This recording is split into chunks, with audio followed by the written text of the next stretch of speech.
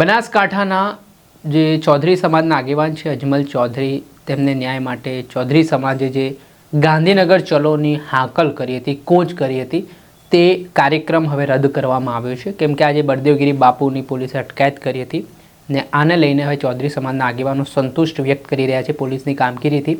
ને આ મામલે શું કહી રહ્યા છે ચૌધરી આગેવાન ભીમા ચૌધરી, વિગતે વાત કરીએ. વૈષ્ણવજન તો તેને કહીએ જે પીડ પરાઈ જાનાને રે. દર્શક મિત્રો, નવજીવન ન્યૂઝમાં આપનું સ્વાગત છે. હું છું ફૈઝાન. આજથી થોડાક સમય પહેલા ચૌધરી સમાજના આગેવાન અજમલ ચૌધરીને કેટલાક શખ્સો અપહરણ કરીને દેવગઢ મઠ લઈ જઈને ઢોરમાન મારે છે, તેમને માફી મંગાવવામાં આવે છે. એ ઘટનાનો વિડીયો સોશિયલ મીડિયા ઉપર વાયરલ થયો હતો અને આ બાદ ચૌધરી સમાજ આકરા પાણીએ જોવા મળે છે. આને લઈને ચૌધરી સમાજના આગેવાન ભીમા ચૌધરી છે તે ન્યાયની માંગ કરે છે. આ કેસમાં સંડોવાયેલા લોકો સામે પાસા એક્ટ હેઠળ કાર્યવાહી થઈ, પરંતુ બળદેવગીરી બાપુ સામે પણ ગુનો નોંધવામાં આવે તેવી માંગ કરવામાં આવી હતી. આને લઈને ગાંધીનગર ચલોનો કોલ પણ આપવામાં આવ્યો હતો, કૂચ કરવાની તૈયારી દર્શાવવામાં આવી હતી, બેઠકો અને મિટિંગનો દોર પણ ચાલ્યો હતો અને ત્યારબાદ સરકાર તેમજ પોલીસ હરકતમાં આવી અને આજે બળદેવગીરી બાપુની અટકાયત કરવામાં આવી. અટકાયત કર્યા બાદ તેમને જામીન પર છોડી મૂકવામાં આવ્યા છે. પરંતુ આખરે જે વિવાદ છે તે મામલે જે ગાંધીનગરની તૈયારી દર્શાવવામાં આવી હતી, હવે તે કાર્યક્રમ રદ કરવામાં આવ્યો છે. આ મામલે શું કહી રહ્યા છે ચૌધરી આગેવાન ભીમા ચૌધરી, તેમને સાંભળો.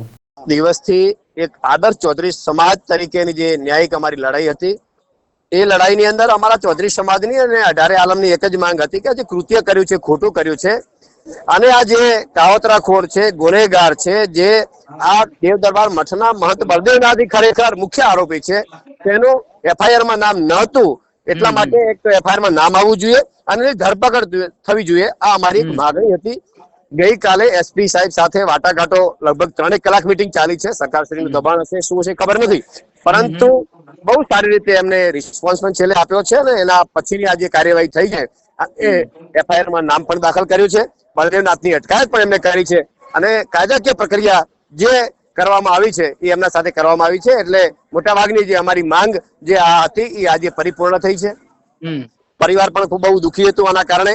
એટલે આજે સમય અને સ્થિતિને જોઈને આગળના બધા જ કાર્યક્રમો અમે પોસ્ટપોન રાખેલા છે. તો ભીમાભાઈ, ખાસ કરીને જે માંગ હતી અજમલભાઈને ન્યાય હવે મળી ગયો છે કે કેમ તમારા મતે, કે હજી આગામી દિવસોમાં પ્રક્રિયાઓ જે કરવાની થતી છે, હજી ચાર્જશીટ બાકી છે, હજી કેટલાક ગુનેગારો પણ બાકી છે, તો એ તમામની કાયદાકીય પ્રક્રિયામાં અમે કોઈ ખોટા વ્યક્તિને સંડોવા માંગતા નથી, ખોટા નામ આપવા પણ માંગતા નથી, પણ જેમને આ કેસની અંદર, આ ગુનાની અંદર જેને કૃત્ય કર્યું છે એને કડકમાં કડક સજા મળવી જોઈએ ને દાખલો બેસવો જોઈએ. એક આસ્થાના કેન્દ્ર ઉપર, એક ધર્મના સ્થાન ઉપર આ પ્રકારનું કૃત્ય કરે, એક સમાજના આગેવાન ઉપર કોઈ કૃત્ય કરે તો એને કોઈ શબ્દોમાં એને કોઈ પણ સમાજ સભ્ય સમાન એને સાખી ન લે, એટલે દાખલો બેસે અને કડકમાં કડક સજા થાય એવી અમારી માગણી પણ રહેવાની છે. કાયદાકીય લડત જે લડવાની થતી છે તે અમારી લડત ચાલુ રહેશે. છેલ્લો મારો પ્રશ્ન ભીમાભાઈ, 28 દિવસ સુધી રાહ જોવી પડી સમાજને, આટલી લડતો ચલાવવી પડી, ત્યાર જઈને ન્યાય મળ્યો છે, જે તમારી માંગણી હતી એ સંતોષાઈ છે, તેને લઈને શું કહેશો?